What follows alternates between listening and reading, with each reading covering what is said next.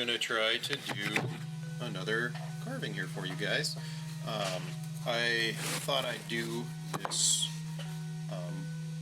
image of some horses. I might use this in an upcoming project. I'll have to see. It's a little bit of a practice, but I thought it would be kind of fun to show how I go about making something like this. I haven't done a horse carving in a few years, quite a few years, but I thought it'd be a fun project. So let's get started. I'll just do it's mostly going to be a line carving, which is kind of a basic type of carving. It's a good one to start with.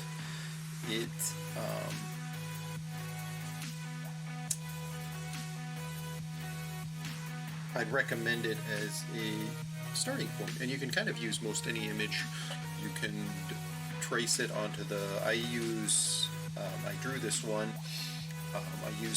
I got the horses from a reference photo, and then this off of, I'll see if I can find it. I could upload the drawing I did, and then I just use carbon paper to transfer it onto the board, and that gives me the layout. I don't tend to get too detailed on my drawings because as soon as I start carving I tend to lose them. It's going to be mostly just a line carving, so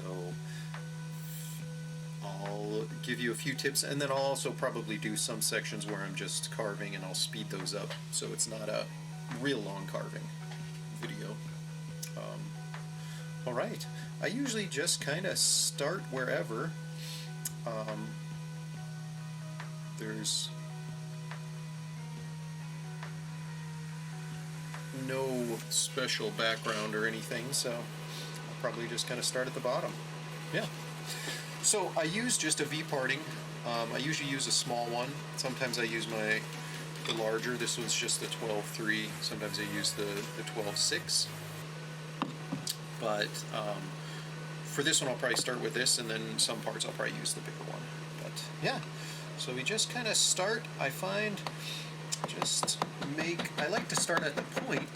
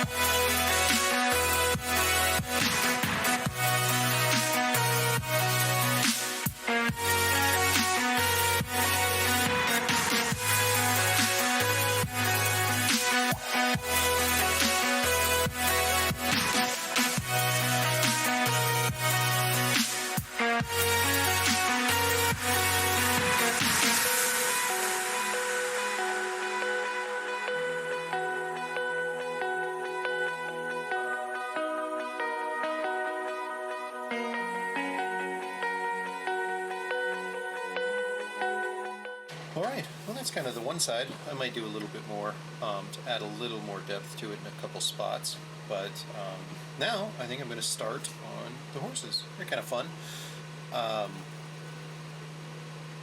Yeah, I'm trying to think of any tips. It's kind of, I would suggest just getting a board. This is poplar, which is a really nice wood to carve. You can get nice detail. It doesn't splinter too much. It's also fairly soft. It's not too hard. So you get, I believe it's related to basswood, which is a very famous carving wood. So it's a good one, and it's a good, you can get it most anywhere, pretty good price. So I highly recommend that to try. But just get a board and try making a lot of different shapes and designs and just practice. I find too, a lot of times when I'm carving, I like to tilt back and forth a little bit. It kind of changes the way the lines look a little. Try to vary how deep, like start kind of shallow and go deep, or, back and forth. It tends to make a nice look if you kind of come back up out of a cut like that. It makes a nice sharp point.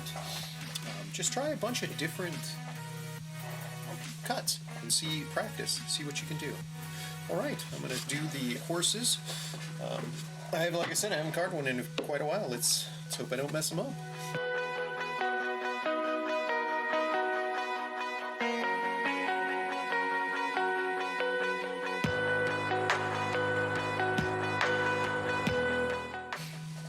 Now, hair can be tricky, so sometimes what you want to do is you don't want to make just a straight line. And so some of the ways I'll do it, if you do just a straight line, it looks plastic. You kind of need a little bit of variation. So sometimes I'll do those by hand without the mallet because it's a little easier to control. You don't get usually as heavy a line, but that works too. And it's good to think about the way the hair is flowing. If you look at this one, the hair is kind of moving this way. I find it often helps to kind of make cuts that way. So you kind of just do feathering cuts to try to mimic that. Because that's just the way that hair would fall. So you kind of do that. And I know it's probably hard to see, maybe if I block some of the shadows, you can't really see too well. But just doing light cuts like that, what I'll do is I'll show you at the end, I'll show you a picture once I get put maybe some stain or something on this, and it'll collect in the deeper spots. And that'll bring out a lot of the detail. But you just kind of want to make gentle cuts for hair. It's kind of again, I would say just do some practice and you'll get a feel for it. Just do a bunch of different practices, and you can even take your pencil and kind of rub it on there, and it'll highlight those lines.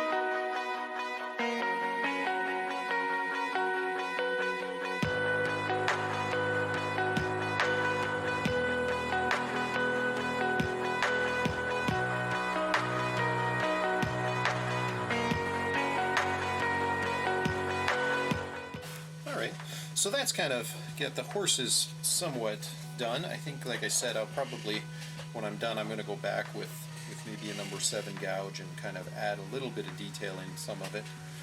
But I thought I'd keep it kind of simple right now.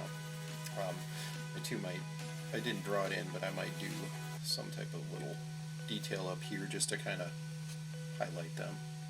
But yeah, now I'm going to kind of work this side. I'll speed that up too because it's kind of just making cuts. There's no, I can't think of any special tips. The big thing is just, yeah, kind of do some sketches, do some drawings and practice.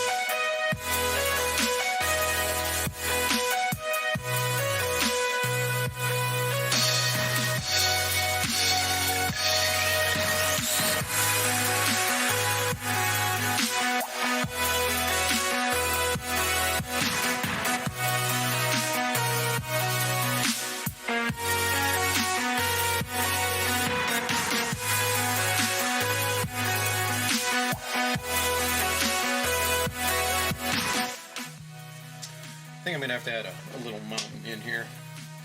I don't think I can help myself. We'll just do...